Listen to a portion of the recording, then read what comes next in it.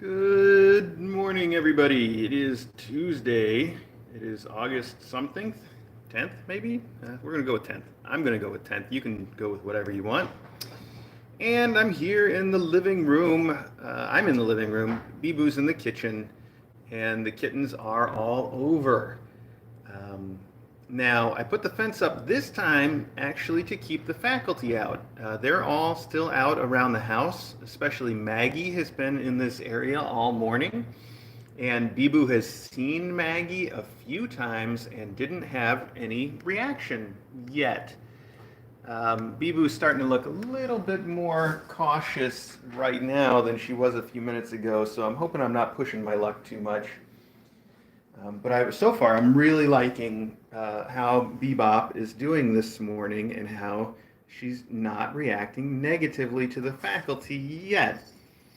So that's really good news, and I'm super excited about the possibility that maybe Bibu can learn to be calm enough to be out around the faculty eventually, with enough time and patience and everything.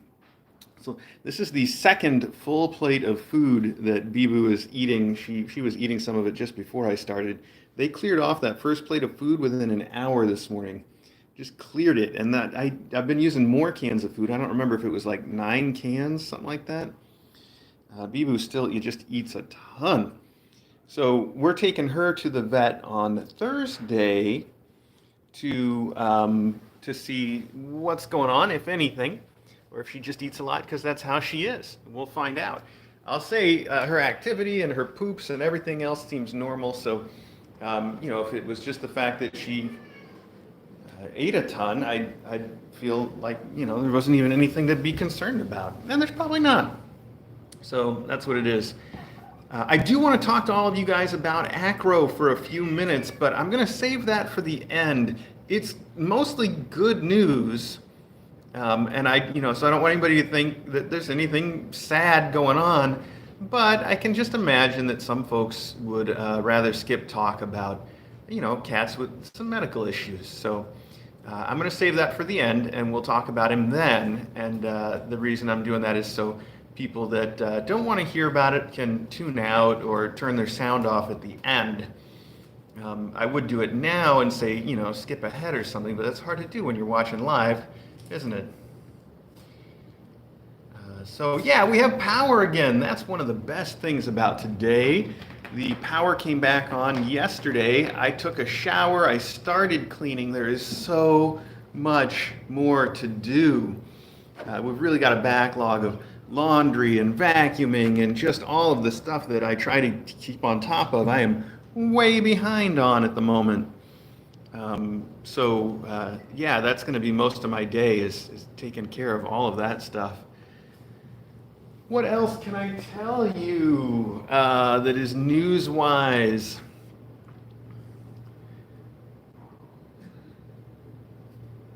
I guess I'm not sure at the moment. I'll think of some things.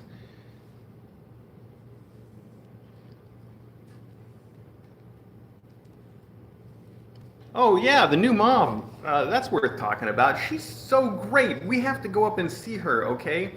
We'll do that at the end too. And I am so in love with that mom cat. She is the sweetest cat that we've had in, and I keep calling her a mom cat. I really don't think she's pregnant. I really don't think she's pregnant. I've been wrong before. I could be wrong now, but I feel very strongly that she just isn't. And if she is, then I want to know how they knew, because it's just impossible to tell. But you guys saw, I've shown her on a couple of the close-ups, and she's been a little bit bothered. She got a little hissy, especially with the first time that I showed her. And every day she does much less of that. In fact, last night and yesterday I spent a lot of time in there with her, and she just doesn't hiss at me at all anymore. And she is the most loving, sweetest, affectionate, snuggly cat that I have had here in a long time. She reminds me of Teacup in the way that when I go in the room, all she wants is to climb on me and snuggle. She's a volunteer, lap cat, where a lot of the moms, I have to sort of train them or teach them to get on my lap or to be snuggly. And she is all about it. If I sit down, she's in my lap. If I put her on the floor, she climbs right back up. She is just really, really sweet. So my hope is if she turns out to not be pregnant, that she finds an adopter right away, because it would just be really nice to be able to hear about how she's doing and what happens for her next. I honestly, I would adopt her myself if I felt like we had any room, but we don't. Um, I was going to say something else about that, and now it has slipped my mind.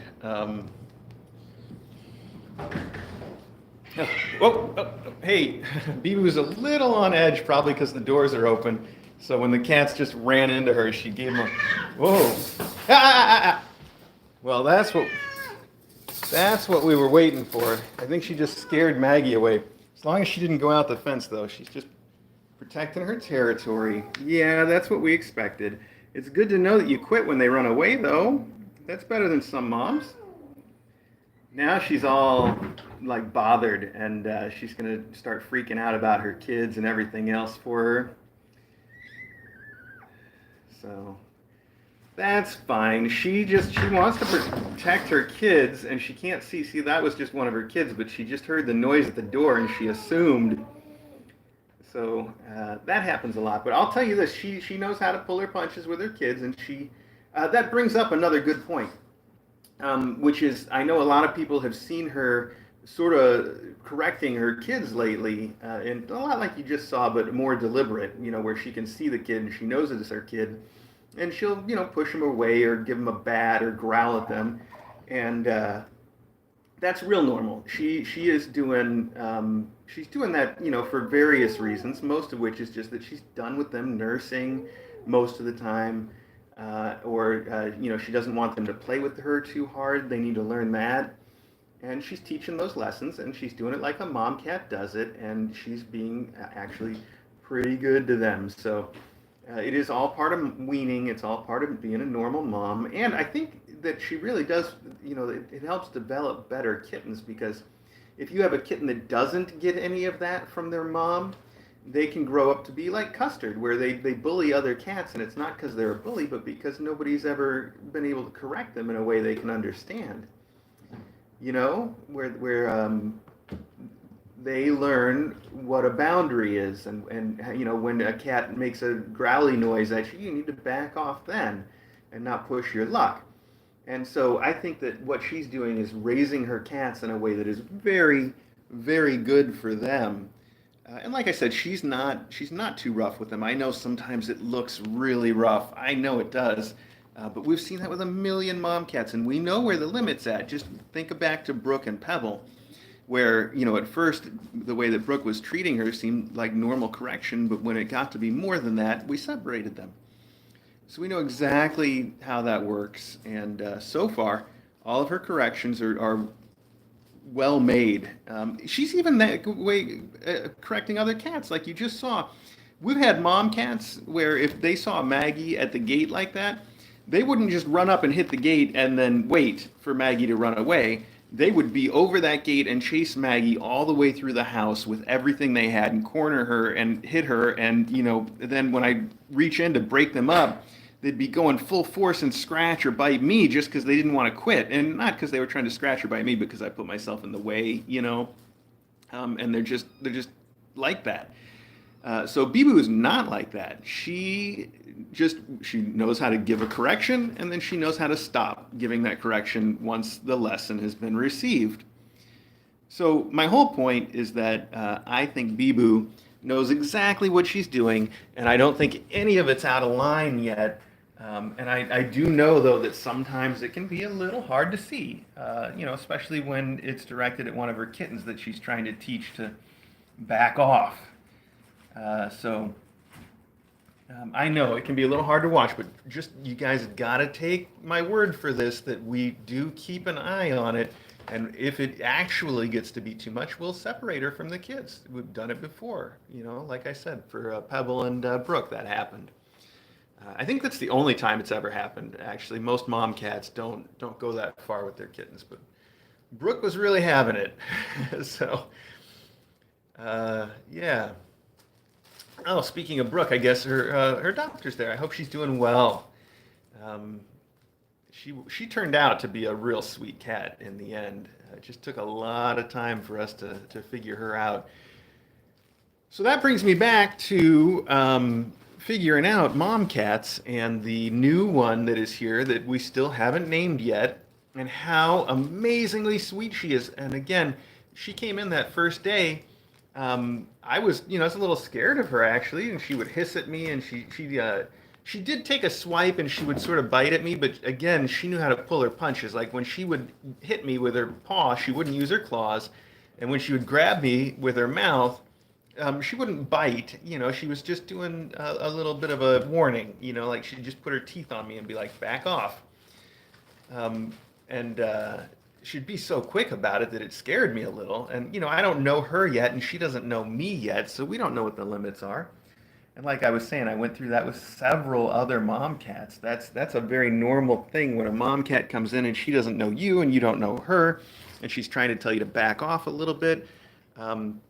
It can be a little scary because you don't know for sure if she's like a bee-boo that's gonna, give you that correction and then stop, or if she's like an Ariel that's gonna, correct until you can't take any more correction, so to speak. So, uh, the important thing though is with the new mom cat, I've learned she's not a corrector at all. I think she just came in, she was, all just worked up. She's been through a lot to get here. She's probably a little itchy from flea bites that have been treated, but she's still got the itchies. And I think all that was combining together to give her a little bit of an attitude. And now that she knows me and she's over it a bit, she is the sweetest thing, just the sweetest thing. It is incredible. Yeah, Vinyl. So Chocolate Chip Vinyl did lose her collar, and I meant to replace it, and I haven't done that yet, but I will. Um, what else was I going to tell you about? I was going to tell you about. I can't believe that she's eating more. Oh, I saw someone ask why Bebop needs an X-ray. So I don't know if she does, but we're just being extra careful for Bebop. Bebop, if you haven't seen, eats more than like 7 mom cats put together. She seriously, she might eat. If you told me she ate 10 cans of cat food a day, I would believe you. Like that's probably right. It's just ridiculous. And she poops great, and she does everything great. So if it was just that, I wouldn't worry about it. But the weird thing is that she doesn't seem to gain any weight from it either. Now, you might say she's still nursing 7 kittens. This is, that those calories go somewhere. It's not a mystery, and you might be right. That might be all there is to it. But we want to find out for sure, and we went in and did full blood work for her and a stool sample and all that stuff, and they all came back perfectly normal, perfectly healthy. Seriously, normal, healthy, wonderful, excellent. Not the single slightest indication of any trouble with Bebop. But the vet thought, maybe just to be extra cautious, let's do an X-ray and just see if there's anything to see. And that's it. So that's what we're going to do. We're going to do a little X-ray, see if there's anything to see. And maybe there's not. And maybe if we get her to stop nursing completely, maybe she'll stop eating so much, or maybe she'll start gaining some more weight, or who knows? Question mark. I don't know. Eileen, we don't feed dry kibble here, generally speaking. We just use it if we need to. But that's we've decided on wet food, and I know there's big arguments to go either way, and it's hard to know what's right. But we do really well on just the wet food. So they only get dry kibble if there's something special going on. Yeah, I don't know about the names for the new mom cat because I was talking to DJ about it, and DJ said I could name her and that class, which is good because I've been looking for a chance to name a whole class myself. But then the other day, DJ called her a name in the chat to me that I haven't seen her use before, and then she said 2 other names, and I'm like, well, that seems like a theme. Are you naming them? And I don't know yet. So I don't know. We're working on it. I was just saying on the Discord chat, though, that we'll know when we've waited too long to give her a name because the nothing will start devouring the world, right?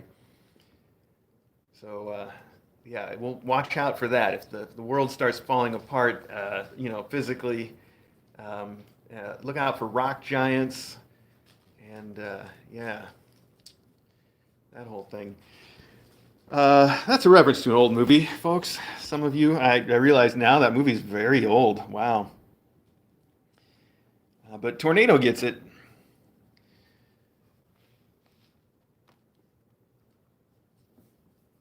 All right.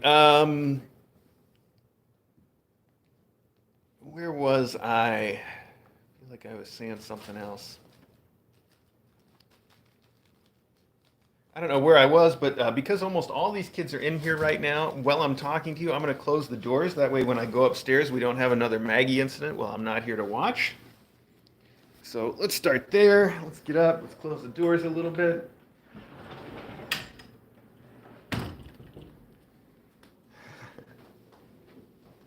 Hang on, kids. You stay in there. Stay on that side of the door. Let's see who else we can collect. Hi, you two. Here's Vinyl, and who was that under there? Was that Ira? We'll see. Maybe it was Indy. Vinyl. Oh, squeeze right in there, kiddo. I know. Watch your tail. Okay. No, it's Indy. Hi, Indy. Hi, Indy. Oh, what are you doing? Hi, Indy. We named the dog Indiana. Oh, yeah. Okay, Indy.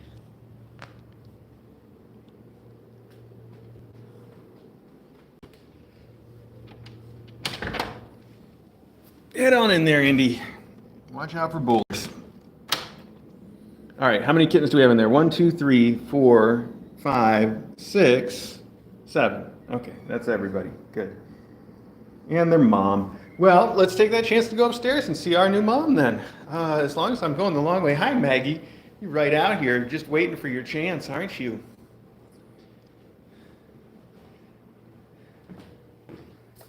There we go. All right, I was right in the middle of doing dishes and stuff, and I interrupted myself because they were going out in the cat run, and now they're not in the cat run. I don't think we saw much of that. Whatever. Hi again, kids. Look, I came around the long way. They're so cute. Oh my gosh, this class. Too much. They're just so sweet. Okay. So, where was I? We were going to go see our new mystery mom. I'm going to do some hand sanitizer on the way in and on the way out. So, give me 1 second here. She's looking at me already. Yesterday when I came to the door, she came and ran over to the door to say hi. She is just the sweetest sweetie. And I put these up because at first she got really upset at the faculty, but I almost wonder if I can take them down now because, her attitude has changed so much now that she's settled in. I think that she's a real nighthawk because she spends all day just sitting and sleeping, and that's it. She doesn't even eat her food during the day, really. She eats a little bit, but then at night she comes and eats her breakfast and her dinner, which are both usually still here at night. So she is a real nighthawk, and like I said, also, no, I didn't say. Like I didn't say, she plays with her toys all night, and all that kind of stuff. So we'll see. Look how pretty she is. She's climbing on me. Hey, hi. You saying hi to me? Let's switch this around. Hi, sweet pie. You remind me of Teacup. You're a lot skinnier than Teacup, though. I'm wearing my Chai shirt. She kind of looks like Chai. She's got that red shock right on her forehead.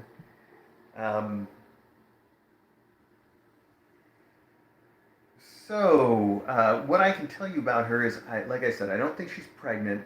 Her fur is just really, really short and sleek and beautiful, of course. And she's so nice to pet. And she's super muscular. She's just all muscle.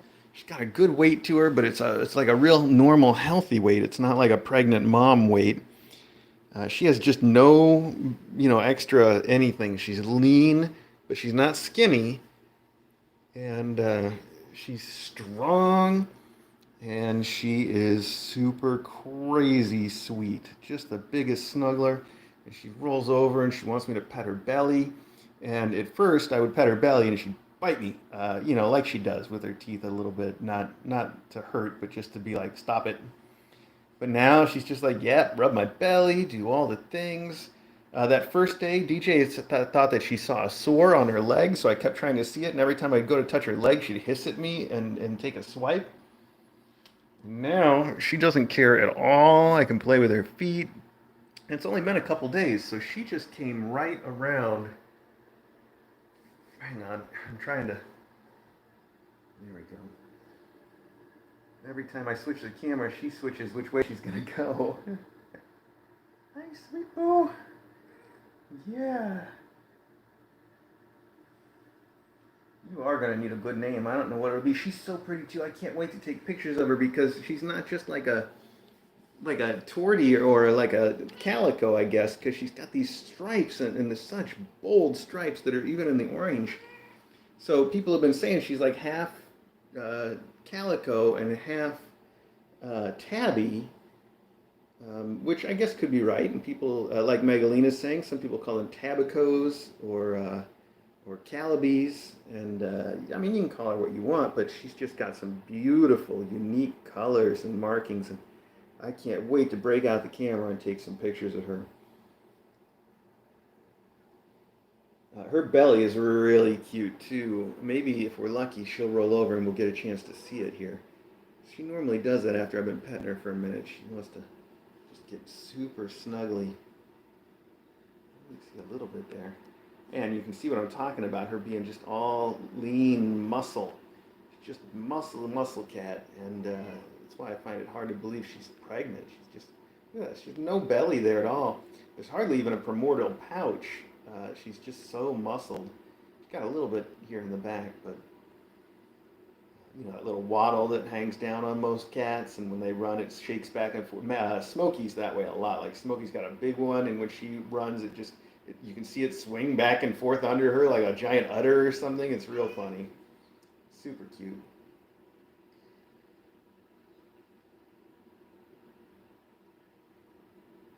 She's still got a couple little scabs. I've been trying to help her get them off as they dry up because, that's part of what makes her itchy. I brought some ear cleaner in here because she's got some very dirty ears. I don't think they're ear mites though. Ear mites usually look worse. I think they're just some ears that need some cleaning. I haven't done it yet, but I've got it over there on the counter. It's one of my things to do today, to clean her ears. And then, as you know, her vet appointment is on Thursday. Is that right? No, her vet appointment is on Saturday. Sorry. I think I made her a little itchy by scratching on her neck. And you can see there's her ear still a little itchy. Yeah. Oh, yeah, I know. Yeah, well, we'll do that too. Looks like I woke her up a bit. What was I saying? Her vet appointment is Saturday. It's really early Saturday, and I don't want to miss another mailbag. So it's early enough that I should be able to take her to the vet and come back and do mailbag on Saturday. Worst case, I'll run a little late, and our mailbag will be a little late on Saturday, but I don't want to have to skip it again, so it's going to happen. Just a question of how we do it.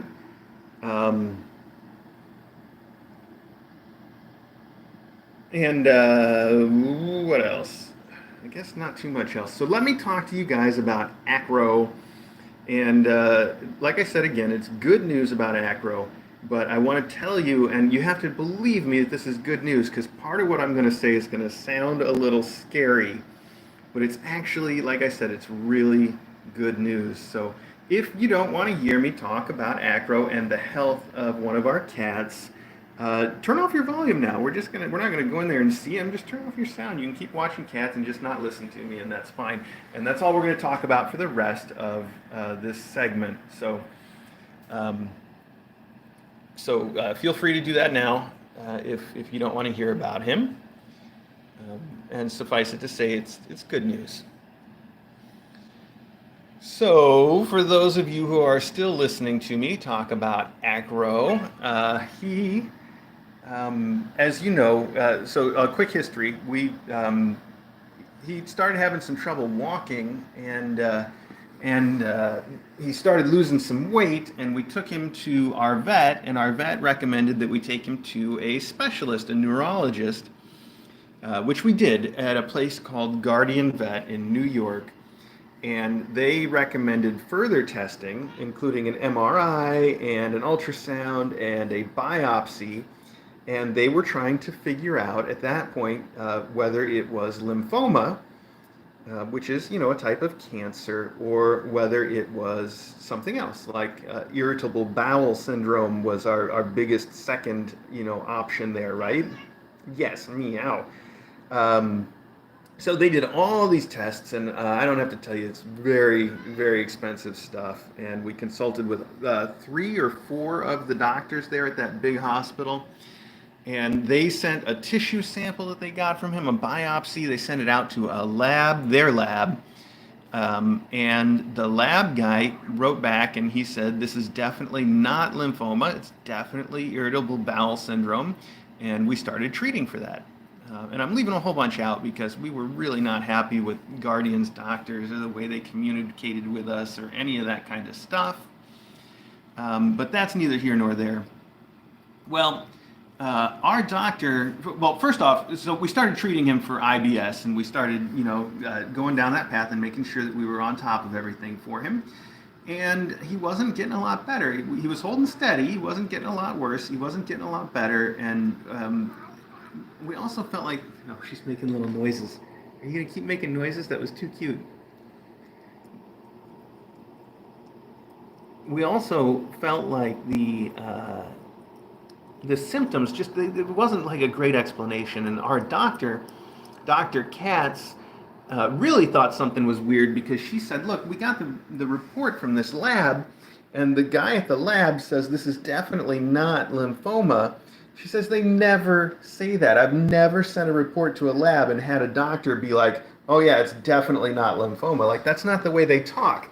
They just say, I don't think it is, or they give it, they don't talk in like this, yeah, for sure, it's not kind of way. Like, that's just not a thing doctors do. Well, she basically went to bat with them to get the tissue sample and send it to a real lab and get a second opinion. And she had to do a lot of work to get that done. And it turns out she was right. Then they were wrong. And when we sent it to the second lab, it turns out it actually was lymphoma, long story short. It's a small cell lymphoma. And I told you guys right up front, this is good news. And you might think that, lymphoma sounds like bad news because it's a cancer and cancer is bad news. But it's really, in this case, good news. And the reason that it's good news is twofold. One reason it's good news is it finally explains everything that's going on with him. It all makes sense now. And we like that. We like it when things make sense, So just by itself, that's good news. All of a sudden, it all fits. But that's not the only good news. The bigger good news is that cats take chemotherapy and cancer treatments very well. It doesn't affect them in a real bad way like it does for humans. So we're going to start chemotherapy for Acro on Thursday. That was as soon as we could get the medicine. And our expectation is it's going to go very well because that's the way it usually is for cats. Nothing's guaranteed. But just you generally expect a much easier course of treatment and a better outcome for a cat than you might for a person. So we're all really hopeful, and we think that this is good news, and we finally get to do the right treatment for Acro, and everything finally adds up, and it makes sense. And we're expecting just good stuff for Acro. So that is that. And I'll let you guys know more as we know more. But right now, I'm happy and I'm hopeful and I'm positive, and I think that he is going to do pretty well. So we will see about that. Stephanie, I don't know anymore if he actually, if the stroke was part of it or not. I think her ears are bothering her again right now because I haven't seen her this worked up in over a day. Making some noises. I should clean her ears and stuff. Anyway, we're at 30 minutes. I'm going to say we're done. Um, Thanks for listening to me. Thanks for hanging out. Thanks for hearing about Acro. I'll be sure to keep you guys informed about Acro on and off. But in the meantime, just assume that no news is good news when it comes to Acro because, I don't like to keep bringing it up and talk about it when the only news is there's no news. It's not the most fun thing to talk about anyway. So there you have it. Oh, hey, if you see all this bars and stuff in front of the window and you're like, what's going on? You might have missed this part of the story.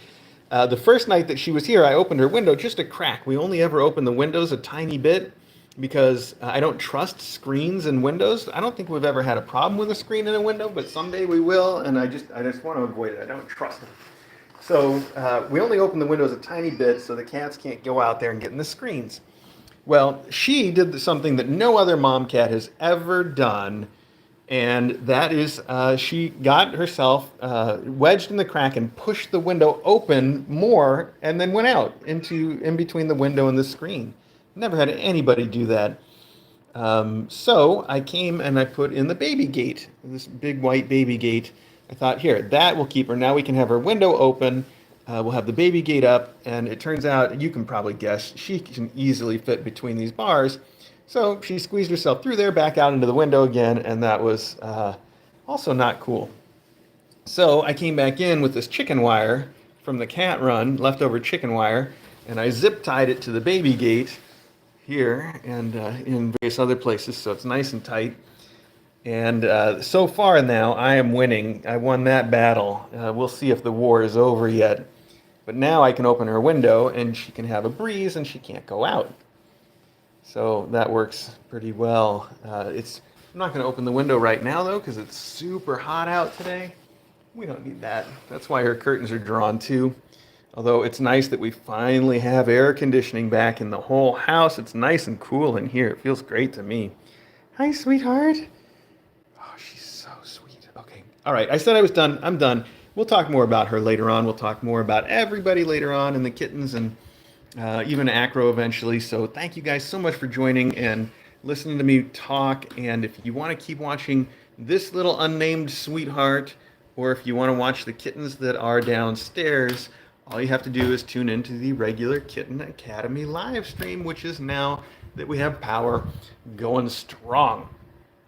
So that's it. I got to get back to cleaning. I have so much cleaning to catch up on. And I'll talk to all of you later. Oh, you beautiful sweetheart. Oh my God. I love this cat so much. I want her to be pregnant so we can keep her here for a long time. That's what I want. Can we have that?